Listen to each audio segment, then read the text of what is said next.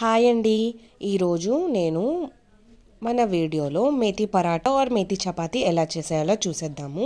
నేనైతే దీనికి ఒక కప్ ఆఫ్ గోధుమ పిండి తీసుకొని కొంచెం శనగపిండి బాగా వాష్ చేసి కట్ చేసి పెట్టుకున్న methi leaves, chilli, salt, chilli powder, కొంచెం గరం మసాలా, ఆయిల్ ఇంకా పోసి బాగా కలుపుకొని నానబెట్టాను. నానబెట్టిన తర్వాత దాన్ని 4 బాల్స్ కింద చేసుకున్నాను అనమాట.